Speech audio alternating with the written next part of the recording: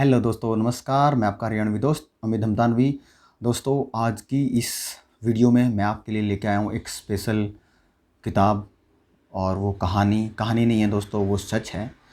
और उस बुक का दोस्तों नाम मैं आपको थोड़ी सी देर के बाद बताऊंगा। पहले मैं उस बुक के बारे में थोड़ा सा आपको पढ़ के सुनाता हूँ। क्या है वो बुक, आपको धीरे धीरे पता चल जाएगा। दोस्तों, ये वीडियो लास्ट तक देखना और ये कहानी लास्ट तक सुनना। मैं आपको वादा करता हूँ, अगर आपने ये वीडियो पूरी देख ली ना, तो आप इस किताब को भी बिना पढ़े दोस्तों रोक नहीं पाओगे, और इस किताब को कहीं से भी आप ढूंढ के निकाल लोगे अपने आप को पढ़ने के लिए। तो दोस्तों चलो मैं शुरू करता हूँ। आदमी अपने देश के लिए क्या कर बैठता है, इसका पता लगाना एक असंभव सी बात है। उसके दिल में अपनी जन्मभूमि के लिए जो भावना होती है, वह एक अथाह सागर की तरह होती है। उसको किसी भी पैमाने से माप पाना मुमकिन नहीं। कोई भी देश ऐसे वीरों को बिना जीवित नहीं रह सकता। पाकिस्तान से वापसी भी कुछ ऐसी ही कहानी है। एक आम आदमी की कहानी, जिसे उसने जिया और बड़ी मुश्किलों से जिया। या यूं कहिए कि वह हर रोज़ जिंदा रहता था और हर रात मरता था। मर मर के जिंदा रहना कोई एक वीर ही कर सकता है। पुस्तक का लेखक एक खुफिया एजेंट था, जिसने पाकिस्तान के नापाक इरादों को बेनकाब करने के लिए भारत ने उसे वहां भेजा। दुर्भाग्य से कुछ समय बाद वह पकड़ा गया। किसी भी चीज़ की एक हद होती है, पर पाकिस्तान जेलों में तो यातनाओं की कोई हद ही नहीं। क्या क्या नहीं सहा लेखक ने। और फिर 3 बार फांसी के तख्ते का सफ़र बड़ा लंबा होता है। यह कुछ कदमों का सफ़र, जाने वाले को पता होता है कि वह वापस नहीं आएगा, बाकी सब लौट आएंगे। इस पुस्तक में वो राज खोले गए हैं जो किसी ने ना पढ़े ना सुने। तो दोस्तों, किताब है पाकिस्तान फांसी से वापसी। रूपलाल जी, पूर्व खुफिया एजेंट। दोस्तों, पाकिस्तान फांसी से वापसी। रूपलाल रूपलाल जी के बारे में दोस्तों अगर मैं आपको थोड़ा सा परिचय देने की कोशिश करूं, तो नवंबर 1943 में पंजाब के ज़िला गुरदासपुर गांव मराड़ा में जन्म हुआ। 1960 में राजपूताना राइफल फ़ौज में भर्ती हो गई। 1960 से 1969 तक 4 जंग लड़ी। 1969 में फ़ौज से त्यागपत्र दे दिया। 1970 में भारतीय गुप्तचर विभाग में भर्ती हो गए। 1971 में भारत पाक जंग के दौरान गिरफ्तार हो गए। दोस्तों, 1972 मार्च अपने 2 साथियों सहित पाकिस्तान की जेल तोड़कर भारत वापस आ गए। भारत सरकार ने लेखक के चेहरे की प्लास्टिक सर्जरी कराई। 1972 नवंबर में दोबारा पाकिस्तान गए। अटक पुल कैमलपुर में पकड़े गए।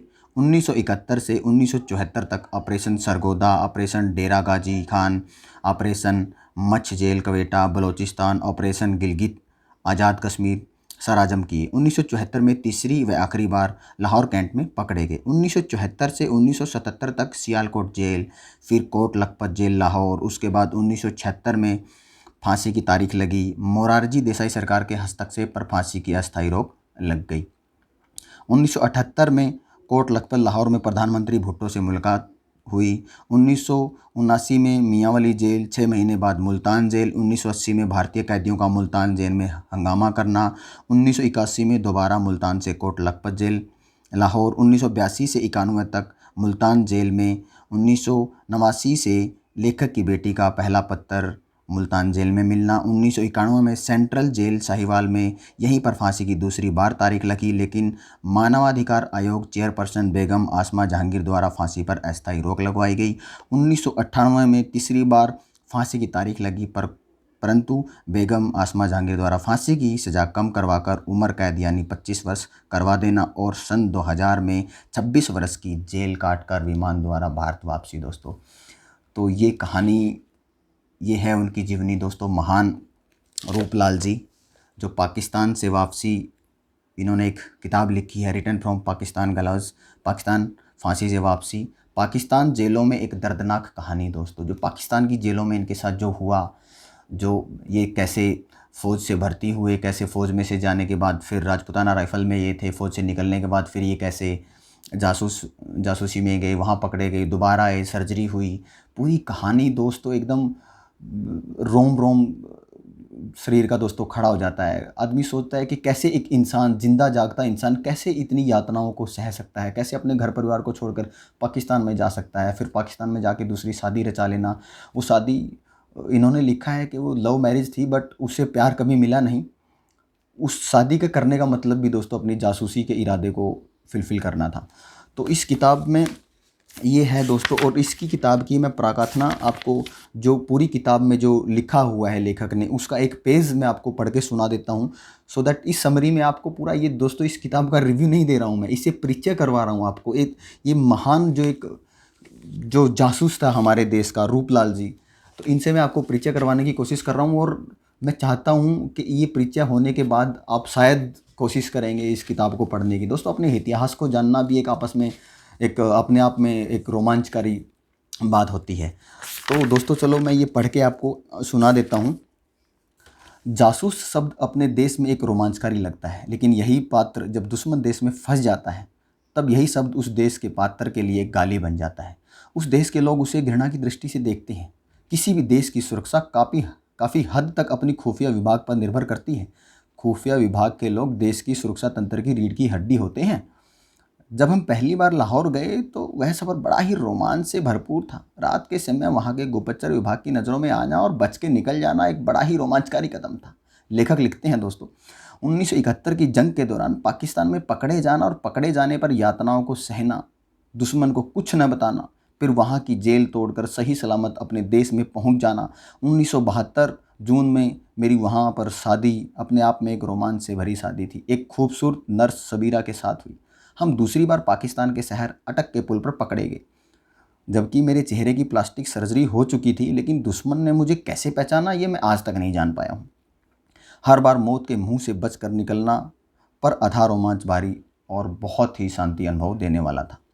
कैमलपुर जेल में नर्क के बराबर दिन, वहाँ पर जेल में हंगामा करवाना, फिर जेल के एक अफसर को हथकड़ी मारकर घायल कर देना। इसी जुर्म पर 60 बैंत मारे जाते थे और बैंत भी उन्हीं के रस्म व रिवाज के हिसाब से खाना होता था दोस्तों।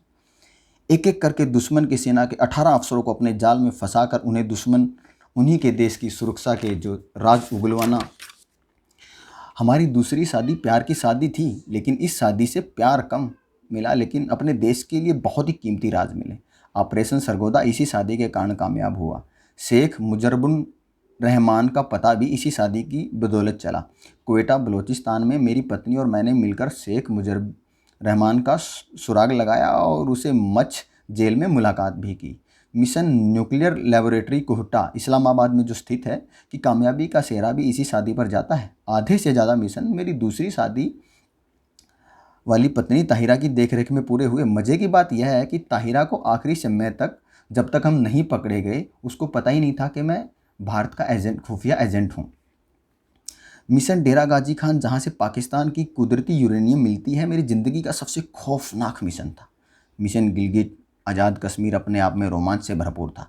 1974 की मेरी तीसरी और आखिरी गिरफ्तारी, जिसमें हमारा हेडक्वार्टर तक तबाह हो जाना, जांच के दौरान मेरे सिर में पिछले हिस्से में 2 कील ठोक देना, बर्फ़ की सिल्लियों पर लिटाना, पिछवाड़े में कील ठोक कर छोड़ देना, उल्टा लटका कर नीचे आग लगा देना, हाथ और पैर के नाखूनों को आहिस्ता आहिस्ता प्लास से उखाड़ना, हर तीसरे दिन बिजली के झटके देना, मौत के कुंड में फेंक देना, और आखिरी चाल थी मगरमच्छों के आगे डाल देना। बार बार दुश्मन की गिरफ्त में आकर चिकनी मछली की तरह साफ बच निकलना। हम 19 आदमियों पर वहाँ की आर्मी अदालत में मुकदमा चलना और फिर केवल मुझे ही सजाए मौत देना। यह सब सहा, पर किस लिए? भारत के लिए, अपने देश के लिए।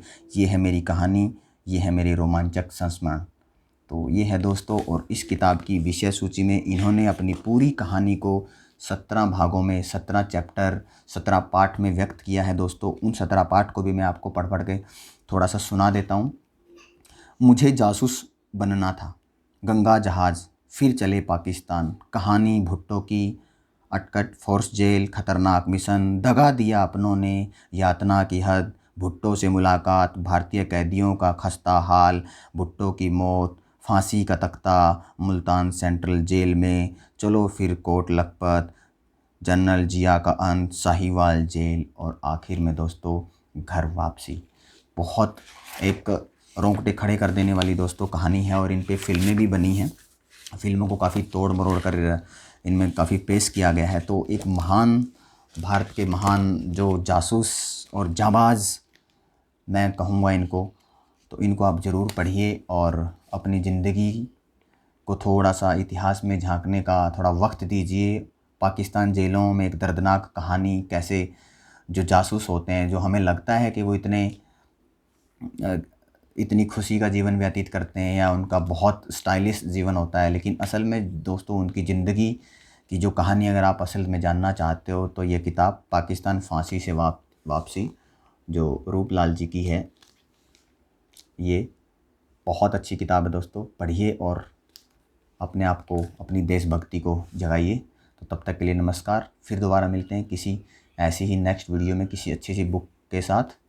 नमस्कार दोस्तों।